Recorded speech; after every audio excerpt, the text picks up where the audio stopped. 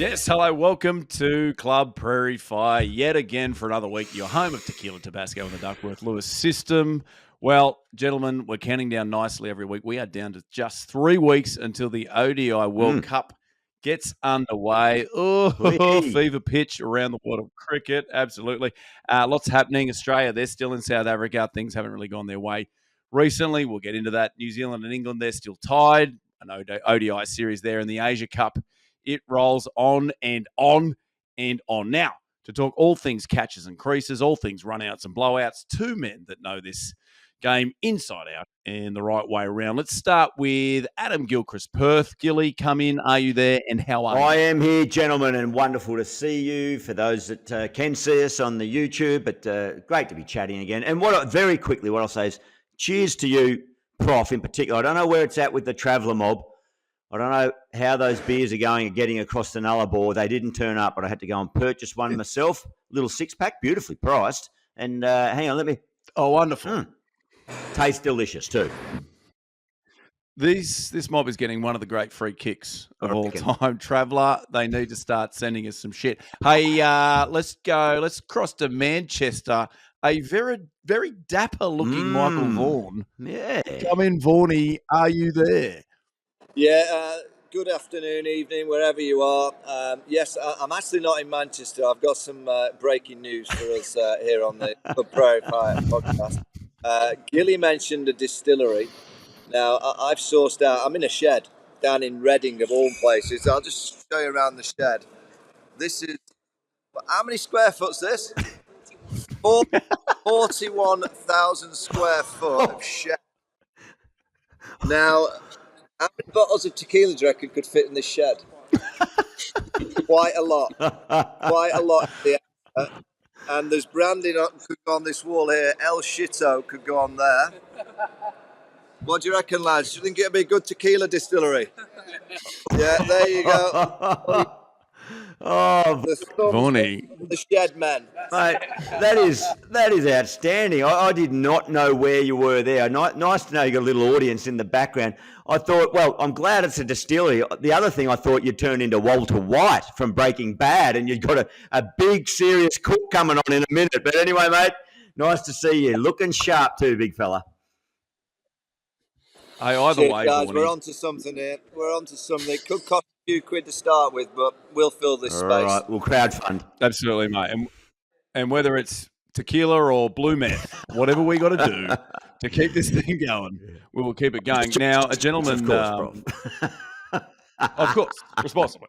Now, a gentleman we should bring in now who I think based on this podcast, there's a certain app that has been pinging for him all week. Please welcome producer Ollie in London. Ollie, you're London? Yeah, I'm in London after things didn't work out with Monique. I had to come back from France. Yeah, I'm gutted actually, but thanks very much. And but what has gone pinging off is our socials at Club Prairie Fire. Mitch Marsh, his comments about Pakistan Australia final, over 1 million views we had on all social platforms. A few in agreement, but a lot just from Indian fans saying, well, that's your IPL contract gone, so we may not see Mitch Marsh again in the IPL. End your visa. Ollie, can I say, so can we clarify that? So Mitch loses his IPL contract. So what have we've cost Mitch what 1 point what? How much? Lots.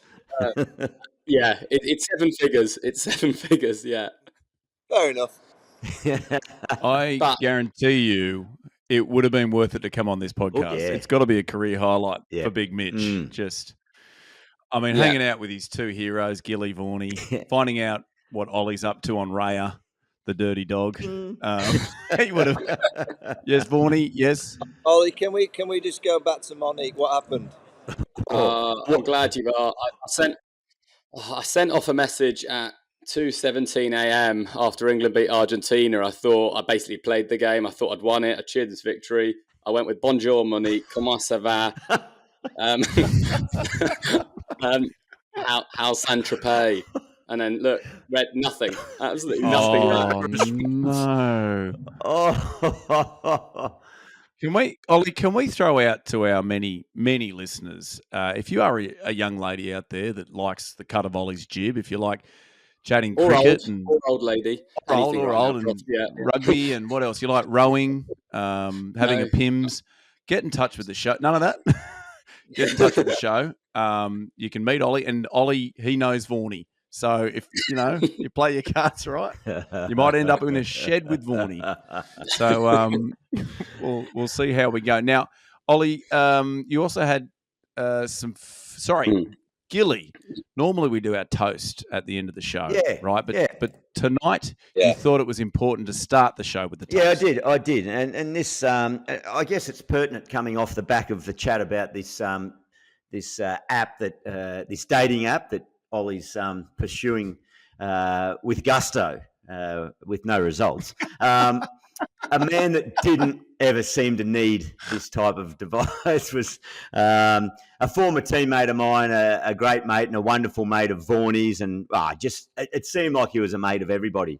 He was connected so closely. He could mix with kings and queens. He could mix with the common man at the cricket ground or the kids and teach them. But, of course, it's none other than the late, great Shane Warne.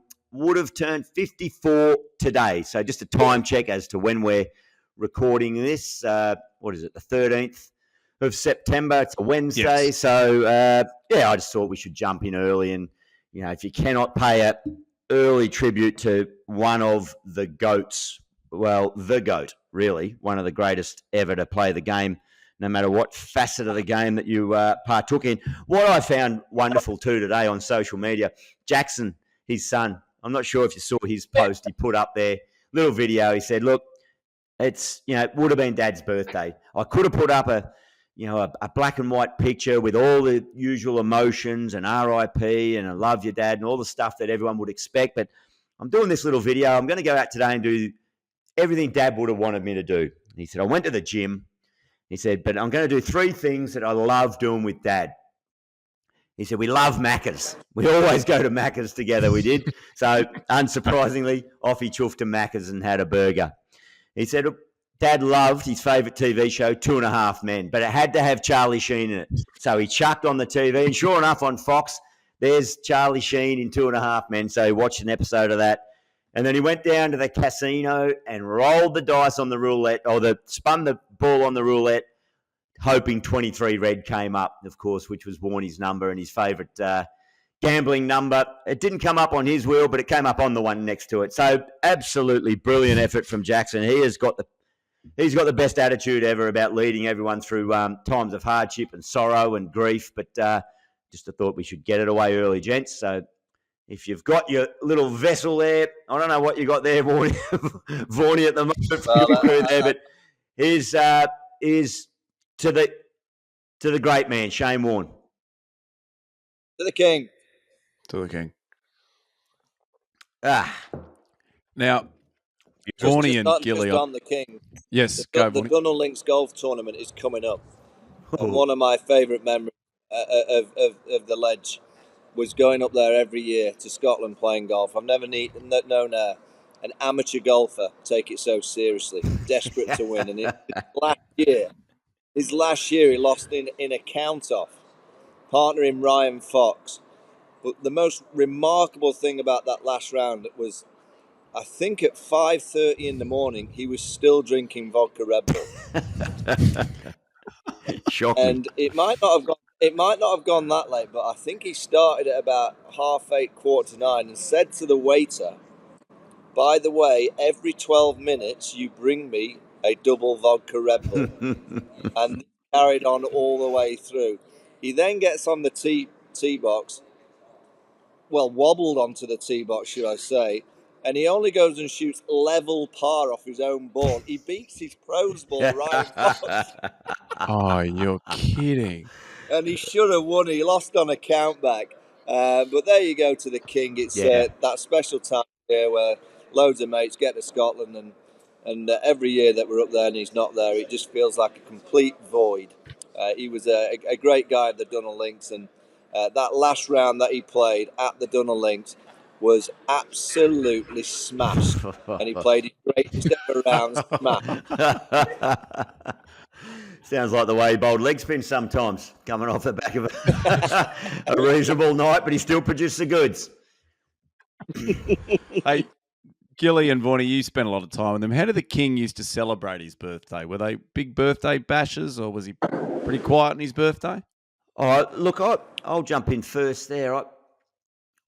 Occasionally, around September, we were somewhere on tour, but I don't remember him, being overly outrageous about the birthday celebration. But I suppose I cast my mind back to general parties that Warne used to throw, and none better than around Boxing Day Test match.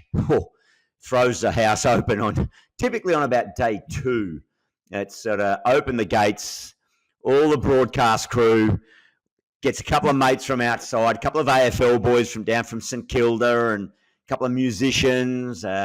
It was just chaos. I suppose really quickly, one of the things, he had this downstairs, almost like, well, I'd say like, for want of a better term, a dungeon, but it was a nightclub. You went in there, it's a nightclub. It had the sparkling disco ball. It had, big leather lounges, had a big screen, had a pole in the corner.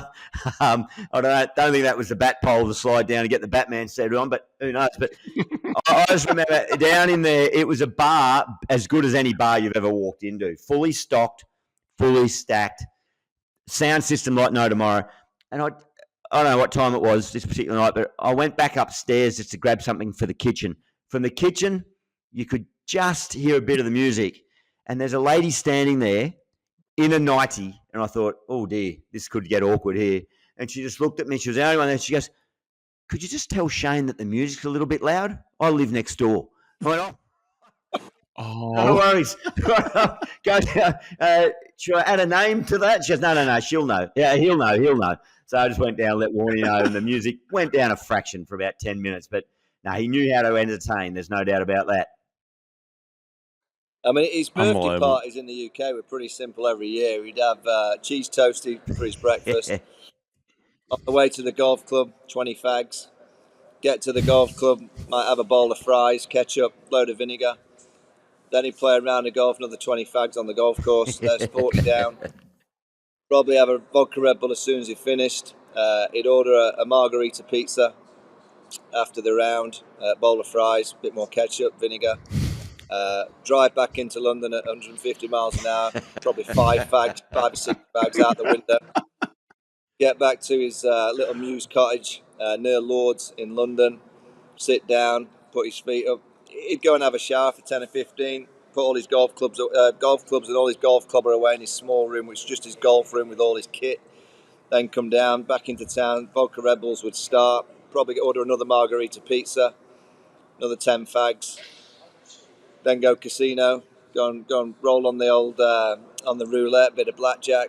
No idea if he won or lost. Another 10 fags, and then on the way back, probably a cheese toasted to finish off the night. That's pretty much it.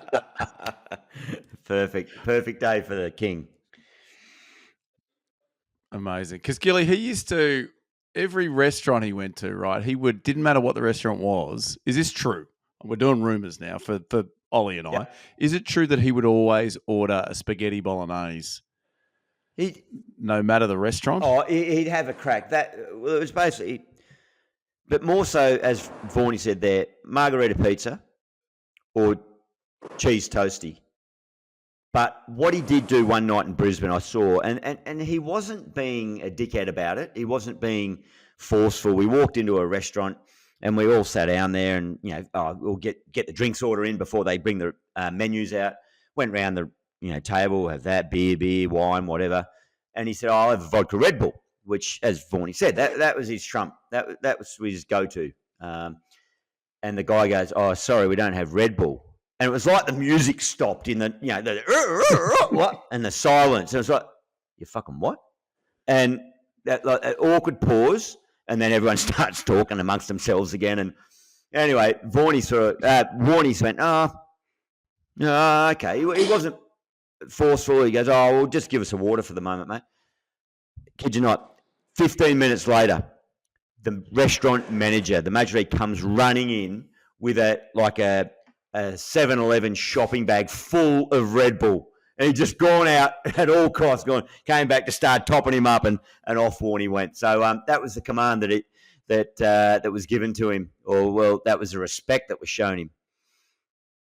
What I like about him is at the Dunhill Links again. I'll tell you about the Saturday night is the ball night, so everyone gets their best glad drags on. It's a posh big marquee, a huge firework display. It's all the town of St Andrews comes out to watch the fireworks and basically sees all the celebrities walking into this marquee. You've got Catherine Zeta-Jones there, you've got Jamie Dornan, you've got all these superstars. Bill Murray was on our table one year. And the food is absolutely prestigious. It's delightful. Caviar, sushi, sashimi. It's absolutely fantastic. I remember sitting there on this long table. Honestly, the decor of the table, it's like the best wedding that you could ever wish to go to. It's immaculate. The room's pristine. And I remember just sitting there, and there's Bill Murray across there, and there was me. Joe Root was sat with us as well. There's a big table, about 20 on this table. And I looked, and the king had a whisper in the ear of the waiter early. And as all the sushi was being delivered and everyone's coming into a bit of the caviar, just a bowl of chips arrived. Just a bowl of just a bowl of chips. That's it. He just with his hands, he just sat there with his bowl of chips and ketchup, and not just dipping his chips in. You know, when you dip your chip right to the bottom of the ketchup, so the whole. Oh, I can see it. And and Vaughany, you agree, never a wanker about it. Never like, look at me. It was just, you go for your caviar. You go for it. You love it. You hang in there, but I'm doing this. That's me. That's me. Oh, he likes chips. Vaughany, was he, and we need to talk a little bit of cricket with Warnie quickly. Was he, when all those years that you played, was he the cricketer you feared most? Was he the one that in the calendar you saw Australia coming up, you were thinking about Warnie? Oh, he was the one that had the psych over the England team more than anybody else, because I think him and Murali around that time, Murali in Sri Lanka was a nightmare because he was boiling up, sweat coming down your eyes, 4 or 5 Sri Lankan fielders close to the bat. You've no idea which way it's spinning, so you generally just try to sweep him. Yes. But Murali was a great bowler, but he didn't have the persona of Warnie. Warnie just had this persona that it was almost like he had a spell. I thought the Steve Waugh, Shane Warne combination, even though I don't think they got on that great, but when you played against them, you felt that, Steve Waugh just gave you donuts, just didn't want to even look at you. If anything, he looked like he wanted to spit on you. I'm sure he didn't do that to anybody, but that's the kind of impression he gave away. But Warnie had this persona of just, I can make you feel so small. so small. And if you allowed him to do that, he would walk all over you. If he felt you had a weakness, he knew exactly how to kind of pick on that weakness. So he almost had to. The first time I faced him, I think, was Adelaide, actually, Gil, in 2002. Never faced him in my life, and honestly, I remember thinking the first one, because he'd been talked up that much in the team, and I'd seen so much of him on television, I thought this ball was going to land on the pitch and explode.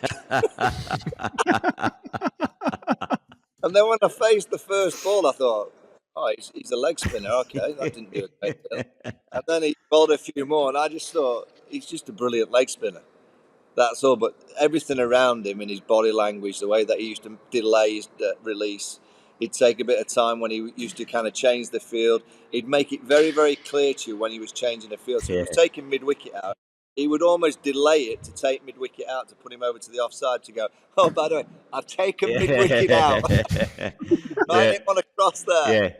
Yeah, that was him. At the top of his mark, he'd wait and wait and wait, and the batter would be in position, and he'd wait and wait, and the batter would be waiting. Nothing's going on. We're all just stuck in this moment, and then the batter would pull away, going, "What's going on?" And then that's when Warnie would start his run up, and then Warnie would go, "Well, come on, mate, what are you doing down there?"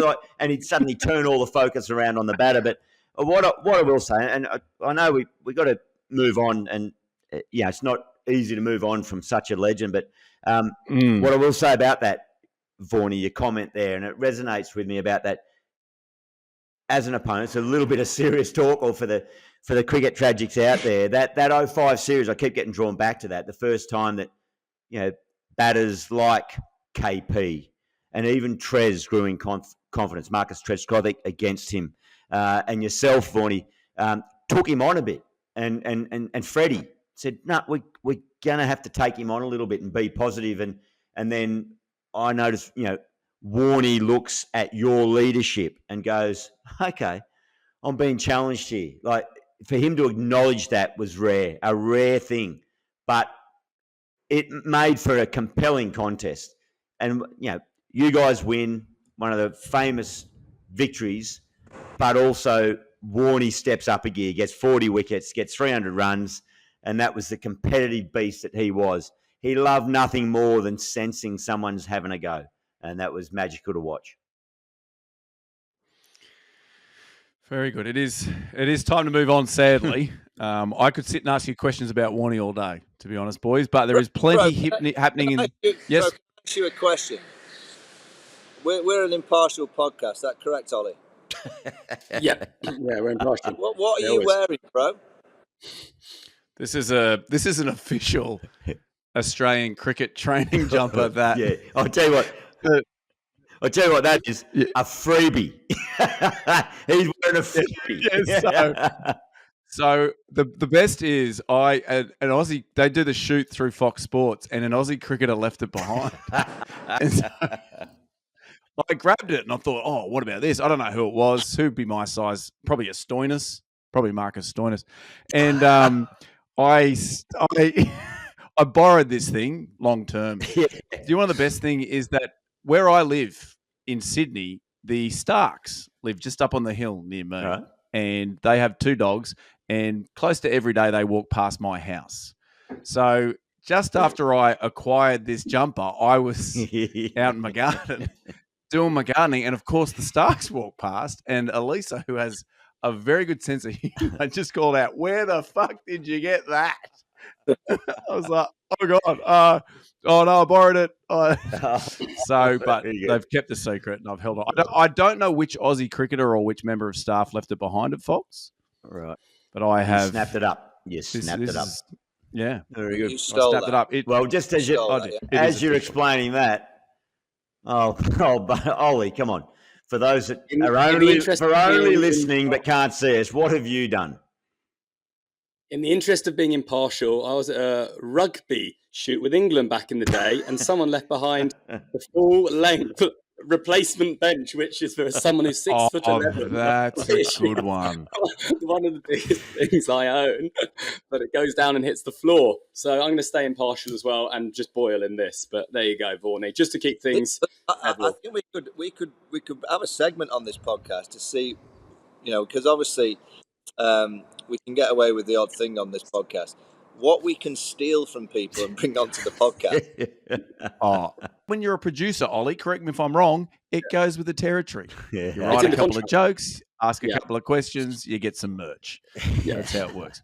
Hey, look, let's get on to the cricket that is happening at the moment. Ollie, you did mention at the top of the show about the reaction to Mitch Marsh saying Pakistan will make the final against Australia. I think the most interesting reaction was from the Indian cricket team, who, I don't know if you saw, played them on Sunday and beat them by 228 runs in an ODI. So India got 2 for 356. Pakistan, 128 off 32 overs. The great man Virat Kohli, 122. KL Rahul, 111. Do you think Mitch has changed his mind here, boys?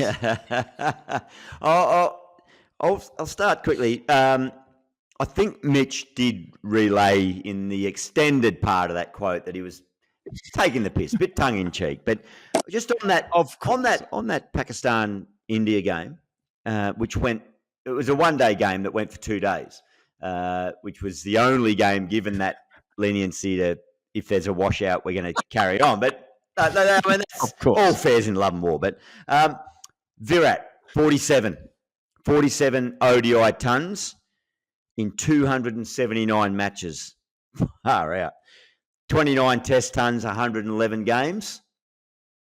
Sachin, obviously, the first and only 100 international tons. Virat's got 1 T20 international ton there as well, but Sachin 100, you got 51 tests in 200 tests, 49 ODI in 463 ODIs. I throw it to you blokes. One that's captain international cricket and two that just steal shit from international sides. Is Virat going to go past Sachin? I don't think Virat can ever be judged in great territory until he's got 100 in the Yorkshire League. You bring a bit of gravity to these situations, don't you, Vaughany? Is that right, Ollie? Is that what it says in greatness? Greatness, and it can be any of the leagues. It doesn't have to be top tier stuff. It can be Div 4 Yorkshire as well. But it's very different doing it on a cold, wet Tuesday night. Than it is than in an India flat there. So that is correct. What is Virat like batting when he walks out of bat to take his mark, and when he tries to take his mark, he slides. Yeah. And the wet. Can he play? Can he bat in full studs? That's my question. I wonder whether Virat will at some point stand down from international cricket to concentrate on Yorkshire cricket. Yeah. Whether that will be an announcement that he makes to finish his career. So the little master, Sachin, obviously played for Yorkshire, the first ever overseas player. Did he play the leagues, though? And pardon my ignorance, and I hope not to be struck down by lightning like Mitch Marsh has been, but did he get 100 for Yorkshire? It's a very good question, that, Gilly. Ollie, did he get 100 for Yorkshire? I think he must have. You do some work there, Ollie, while we chat amongst ourselves. But I think it's a fair point. I mean, club cricket in the UK, that is the benchmark. Simple as that. Truly the benchmark. Oh, there's some good clubbing going on. But your question, Gilly, at the start, I think he will. Yeah. He'll play long enough. He's got 90 tests to catch up. The problem with the test is, will he still want to be playing test match cricket in 4 or 5 years' time? Yeah, well. How old is Virat? How many years would it take him to get the 90? 5? Well, actually, now that you say that, Vaughany, it's probably not the 90 tests to catch up to 200 test matches. He's only 22 behind in regards to the number of hundreds, and the rate that he gets them, he'll do it in far quicker time than 90 tests. Yeah, he'll get them. He'll get them, and I think that's probably on his mind, as it should be. I think all great players towards, and he's not towards the back end, but he's probably got a third of his career left. You would think they all need a goal to aim for. Yeah, and I think that'll be the one kind of massive goal that will keep Virat Kohli just ticking along. But he always bats pretty well in all the formats. I think Virat Kohli back in form makes India very, very, very top favourites to win this World Cup. And also, if Virat Kohli plays this way, they are the favourites to win the World Cup. And I'll say, such a cliche this, but I reckon cricket is in a better place when Virat Kohli is scoring runs. That's the magnetism of this bloke. We've just spent 20 minutes, half an hour on Warne. This is in that space. Cricket's a good landscape, a healthy landscape when Virat's going well. I will.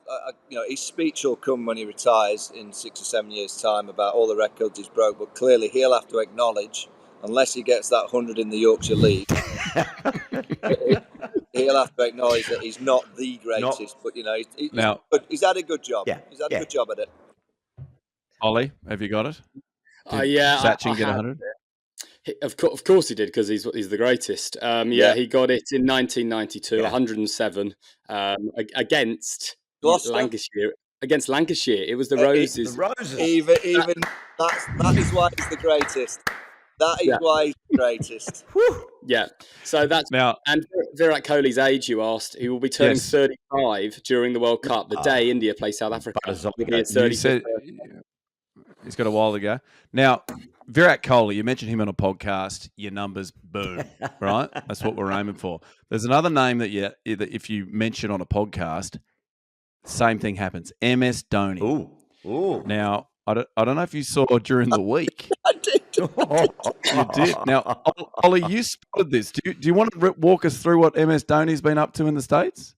Well, I don't really know how or why, but I just, in my golfing groups, just get sent through that he's at Bedminster, I believe it was, playing with Donald Trump. And then the next story was Michael Vaughan touring Ireland. So, and I don't know if you were playing with any world leaders, but it made me think, I don't know how that's a friendship, but I love it. Oh. I tell you, right, I was playing golf in Ireland for a few days, and I was at the Royal Portrush Clubhouse, and I'm going to send you the picture of me in the clubhouse, which looks like behind me I'm with Ted Lasso, right?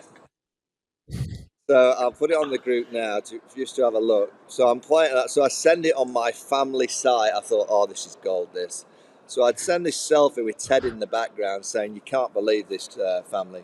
I'm only playing Portrush, and Ted Lasso is behind me. Well, every single, you've got to get a video. You have to get selfies with him. I kept on saying, look, he's got security around him. I'm not allowed to get anywhere close. But this went on, and I forgot. I got home late from Ireland last night. I've run through the door. My 13-year-old, she runs up. She goes, have you got the video from Ted Lasso? Now, Ollie, you'll have to put this picture up because it looks like him. There's no doubt. It definitely does. I'm going to jump in. If you zoom in. I'm going more Ron Burgundy, your man. I'm sorry. A slight more tendency to Ron Burgundy than Ted Lasso, but it's good. It's a good tash. It's not bad. Now, Vaughany, as you mentioned before, you have played golf with some of the greats, Bill Murray, probably Gerard Butler, whoever else. Have you played with the Donald? Nah, I've had the invite for DT. Is it a goal? I've played his course up in Aberdeen. Yes. Yeah, magnificent golf course. Very, very nice. I don't think he builds them, but he's involved, obviously, with his name. He does a good golf course, does Donald? Oh, I bet. He's not. Have you seen his swing on social media? Oh, he's a shite golfer. He really is. I think the all right. Well, yeah. So I don't know. I thought I read somewhere maybe the link was Rudy Giuliani.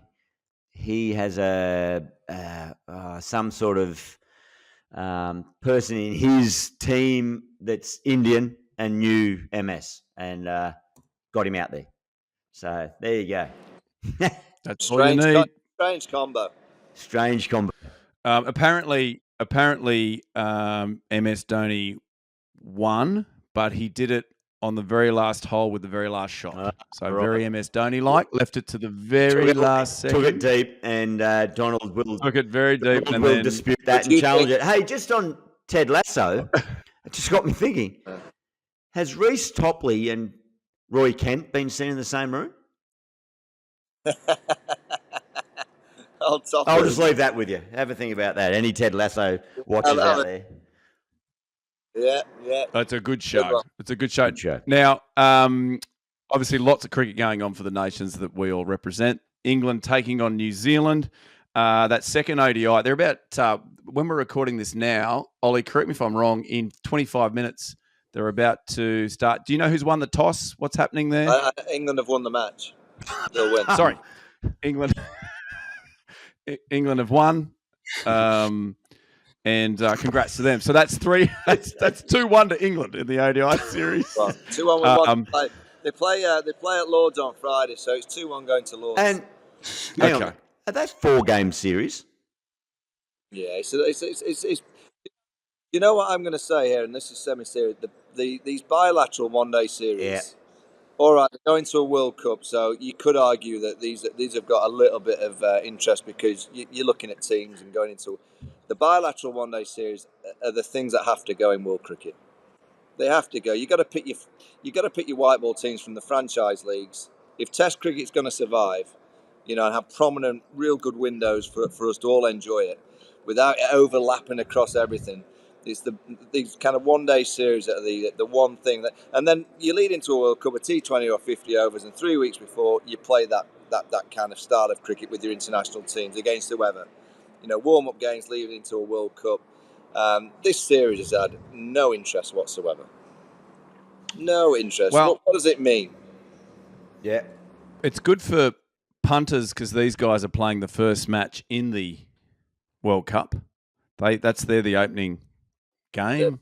They're I guess irrelevant. No, so just for clarity there, Vaughn, it's interesting. It's a point on my first gut reaction is I think it's a good one. So you reckon scrap all the bilaterals, all the, say, by way of example, 50 over games between nations until maybe a month leading to the World Cup, and then you crank it up. That you keep your domestic 50 over competitions going, and same in T20. You got your T20 franchise cricket and so on, but you say you have your international stuff for maybe a month leading into the World Cup event.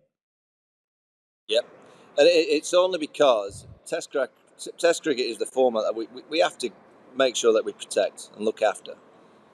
And with all these bad series that are taking place, and there's so much time taken out with all the leagues, and then you get these one-day series. Before you know it, the calendar's done. Yeah.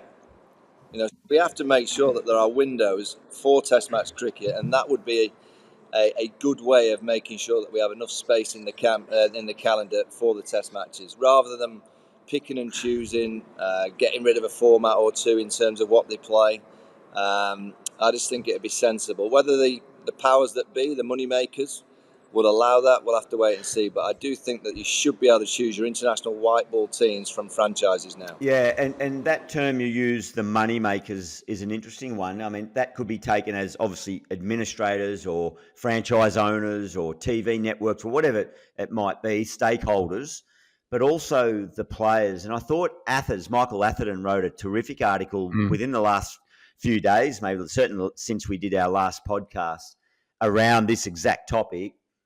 The players possibly are as in control of Test cricket as anyone else, as the administrators. We keep hearing that players say Test cricket's the pinnacle, this is what we want to play. Well, they really, I think, if they want to see it survive, they've got the ability to make it survive and let the administrators know what they need to be playing, when they need to be playing it. And that might take some turning down of some big dollars. There's enough money now around for everyone to do really well. And I don't want to sound like the old bloke that is whinging about money. We've all, cricket's been really kind to generation after generation. That's not the issue. But if Test cricket is going to survive, the players have got the ability to have a huge impact on that future. Yes, that was he wrote. Was it in the Times? It was in the Australian here, wasn't it? Gilly? Yeah, it's the Times. Athens. And he described. Yeah, and he said, I think he used the phrase that we're watching. He was almost saying it's too late. We're watching it wilt on the vine. Yeah. I think is what Athens said. Well, hopefully that's not the case. We all love Test cricket. Look at the Ashes we just all experienced when Australia retained them easily. That was wonderful. I enjoyed that. Now, a positive, Vaughany. Freddy Flintoff was cited at the game as a part of the coaching staff, that was his first public appearance since his terrible Top Gear accident. Amazing that Freddie's out and about. Yeah, good. I mean, he'd worked with the under-19s or been around the under-19 group, and I think from what I believe and the few messages that I've had with him, because we've had a bit of fun about him with the dog thrower, winging balls down to players, and he's enjoying it. He's obviously gone through a horrific accident. He's gone through some real difficult times in the last year, and I think actually Robert Key deserves a lot of credit, the director of English cricket, because he knows Freddie really well, and I think it's a way of obviously getting Freddie involved, but also to help his mind. It's been a really tough time for him, so yeah, he's been in and around the group. I think he's really enjoyed it. He's obviously got a lot to offer. He played the style of cricket that the England team plays, so I think he speaks the same kind of language naturally.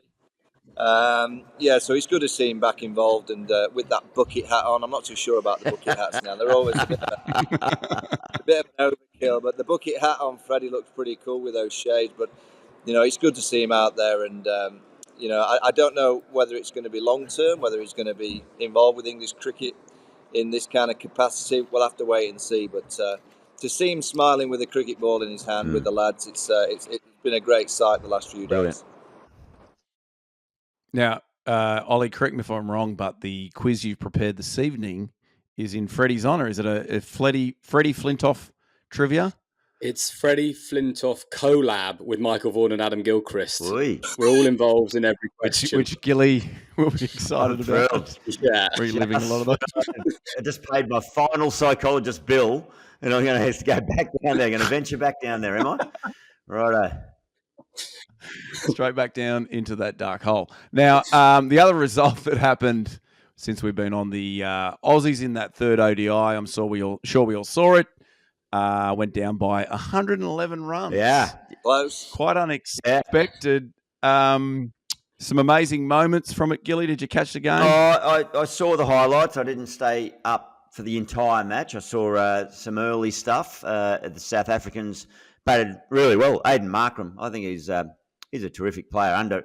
Probably not underrated, but I don't think he's been overly well acknowledged on the sort of international scale when you're talking about all the good players around and the turmoil that South Africa have had. He's been an anchor. But look, I reckon the big moment for me was, and I'm not sure Ollie and Vaughany, having not grown up here, but I'm maybe you're aware of the wide world of sports back there. Old Billy Birmingham, outstanding. He did the old the Rick Disnick.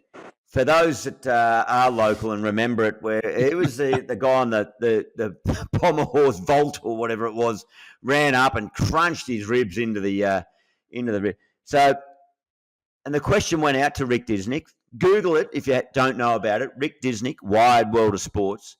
You'll see it. It's quite humorous, actually. But the question went out, did a Sanchu blow out or did you just fuck up?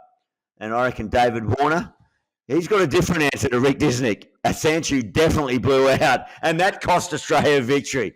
But, I mean, the bull, Warner, is on fire at the moment. He's hitting it as cleanly as any. And the moment he got run out, because he fell out, literally, he ran so fast he ran out of his shoe. But it looked like a really good run chase. They were flying at the time. But the concerning thing for the Aussies, they succumbed to the spin again. And that's a common thread, I guess, over time, be it whatever format. This turning ball can create a few issues. Gilly, I think the Aussies will be all right. It won't spin in the World Cup, so they should be okay. You're a knob. I think just on results. Just on results, bro. Ollie, have you got any results for us on Raya or anything to? Yeah. I know Monique did here, but any results from Raya this last day or two? Well, in this last 20 minutes, I've had one mid-recording. I've had Sophie, who... You're joking. The Oval is where this ODI is, which is only a 8-minute walk from where I am right now. Maybe she's just heading to the cricket, because without sounding creepy, she's within 2 kilometres. So, I don't know. Can you grab your camera, walk? Can't you walk us there and we can see? When we met, and I've just gone on the website. There are still 2 tickets available in the Finn stand, £95 each. That is a hell of a first date, isn't it? There you go. And is she good or what we're talking? Yeah, lovely. Aquarius, which is compatible. Yep. That's good. Yeah, brunette, and works in television advertising. So might be good for Shito. Might be good for Shito. Yeah. Yeah. Well, why? I think you've liked her, haven't you? Or have you messaged her back? Or I haven't. I'm just going through now, just doing my due diligence, Vaughany. You got to check. We compose one. We could compose one live now as a team. We're moving into dangerous territory here, Jan. Move along. Now, all right. So, Aussies went down by a lot. I did notice, I don't know if you saw Gilly on his shoe when it blew out. He had candy written on there for his wife. He does a tribute. Yep. Did either of you ever put any tributes to your families on your bats or your hats or your shoes or anything? No. No, Joss Butler was the best. He on his bat, I think at the top of the bat, kind of the face, when he used to tap his bat down, at the top he just read, so it was written so he could read it. It said, "Fuck it." Well, yeah. How there's not been a range of bats called "Fuck it." They'd sell. The only one I can think of is Andy Bickle, the tearaway Queensland fast bowler used to have written down, one of the batting coaches said, just on the back, right, HD. And he looked down and meant head down when he batted, just because he could hit the ball well, Vic, but he just got a bit aggressive. So HD for head down. Andrew Simons took note of that and went, oh, yeah, that's interesting. I might try and write something. So he put SW there. And the guy said, what's that for? He said, swing hard. But Roy just couldn't,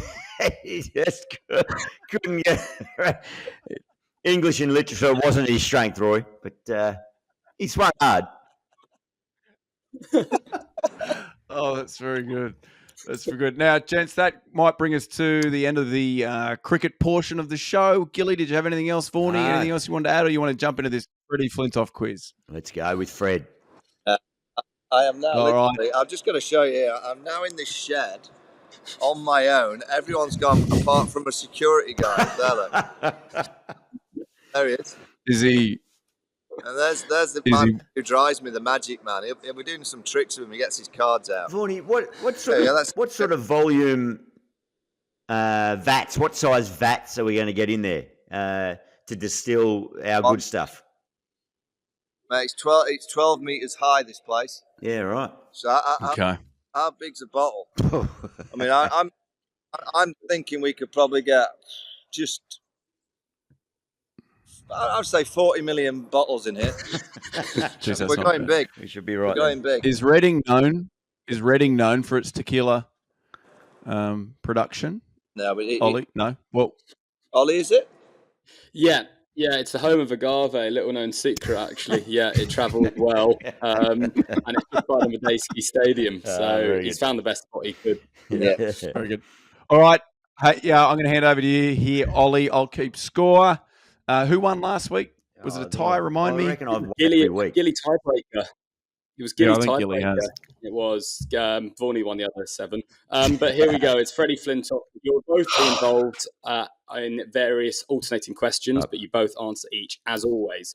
So let's start with, who played more tests for England, Michael Vaughan or Freddy Flintoff? Oh, that's a good one. Jeez. It is time. Right. What do we go? How did you go with, Vaughany? How did you play? 70. I can't tell you that. 79? I would say that would give. You could say that if you want. I did. I'm going to say. Oh, geez, Freddie played. Ooh, you had a dicky knee, didn't you? That cut you short. Freddie never really recovered from that 42 over spell at the Oval, so he played a bit. I'm going to go with. I'm just going to say Freddie. Just. I'm going to say me. It is 78 Freddie, 82 Michael Vaughan. 4 more for Vaughan. Say 79 for you. Shit, I was close. Yeah, that was good. But it's 1-0 to Vaughany. Okay. Both Adam Gilchrist and Freddy Flintoff were known for absolutely sending it. But who hit more sixes in tests? So that's only, not overall, Gilly v England or Freddie against Oz. Who hit the more sixes? Oof. It's got to be Gilly. Yeah. Gilly against England? Yeah, I'm going me. I reckon hit 30 in Perth. Gilly hit 16 sixes against England, a total of 100. Freddie hit 19 against Australia. No marks for either. 82 overall. I'm going to look that up. I don't know about that one. So I remember him whacking them everywhere. Trent Bridge, at Edgbaston. Don't reckon he got many at Lords. He didn't get many at Old Trafford. Oh, no, he might have walked a couple there, actually. He did some pre-deck. Okay, I've got to believe you. Right up.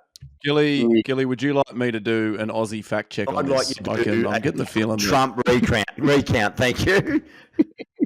I thought you'd hit 15 off Monty alone. I reckon I got him for about 4 in a row and 1 over. So anyway, yeah, that was my only good day. There we go. And I should always say, any issues, take it up with crickinfo.com. Thanks very much. All right, yes, pass it off. That, yeah. Yes. Okay, question number 3. What is higher, The number of test wickets for Michael Vaughan or the number of times Freddy Flintoff got Gilly out in test matches? Ooh, Say that that's a again. good one. Number of Vaughany test wickets. Or the amount of time Freddie got you out. Righto. I know you're not meant to leave uneasy pauses in podcasts, but I need to think about this. No, One. Well, so I guess in this, Vaughany, you know your wicket number, and I think Gilly, so. do you know him? I reckon my wickets Yeah, I'm going with wickets. Just. Vaughan. it's correct. It's 6 wickets to Vaughany, 5 dismissals. Oh, So 5 test match 2-1. dismissals. Test Yeah, match. right. Yeah. Yeah. 4 in 05. So that's 2-1 to Vaughany. On to question 4. Adam Gilchrist had the 3rd highest strike rate in the 2005 Ashes with 71.82. Jesus. Freddie Flintoff had the 2nd highest with 74.16. Who had the highest Oh, that's good. Trescothic. strike rate in 2000? I've gone early there, haven't I? Trescothic I'm going with. We like the podcast listeners like Yeah. it. The Trescothic's a shout, but I might go out the box here. It's not Simon Jones, is it? Oh, well, hang on. How many runs you got to score to qualify for this? Yeah. Not many. Yeah. Hey, No, not many, but 8 No. innings. Okay. It's Steve Harmison. Oh. 8 innings he had. He had 8 innings, an average of 10, a strike rate of 84.5. Scores for fun, Army. an average of 10. Oh, come on. That should You be take going to that. the record books, mate. What You did- take did- 10, double figures. KP's strike rate there? I mean, he was aggressive. He In the 60s. 60s. Was, yeah. Yeah, in the right. 60s. Okay. In the 60s. All right. Not quite there. Okay, so still 2-1. Question number 5. If we need a tiebreaker, we've got it. Who had the It's least 2-1 number? currently. It's 1 to Vaughany. 2-1. Vaughany 2, Gilly 1. Who had the least number of Test 50s? Gilly, Freddie, or Vaughany? Least number of 50s. Jeez, what do you play? 80, 70? I know how many I got. How many? Least number, I reckon Freddie got the least number. Is this the last question? Yeah. Well, it is. I agree, but I'm going against it just to try to get it to a tiebreaker. So someone else other than Freddie. You or Vaughany? You or your Vaughany, yeah. Me. Michael Vaughan 19. Vaughany. Gilly and Freddie both 26. Michael Freddie got Vaughan 20, he got 26 and only I think 500s. Ah, that's it. Right. That's it. Vaughany, you got what? Hey, just 1950s, yeah. 1900s. Yeah. Jeez, that's what they say. Oh, they got past The conversion, that's the got past key. 50, all right. now, hey, just for shits and giggles, Ollie, toss up this tiebreaker. It's a good one, just for people at home. It's the tiebreaker. I had to type in, obviously, Freddie versus Gilly, and a few videos came up. And one of them, the big one, is actually a certain catch from Andrew Strauss. Oh, yeah, great. I believe it was 23. So, only on the England cricket YouTube pages, not all socials, how many views has that catch got? And then it would have been the nearest one wins it on the tiebreaker. I could be for double points. If you get it within 10,000, double points, because it is good. But only on England cricket YouTube page. England cricket YouTube, I'm going to go 10.4 million.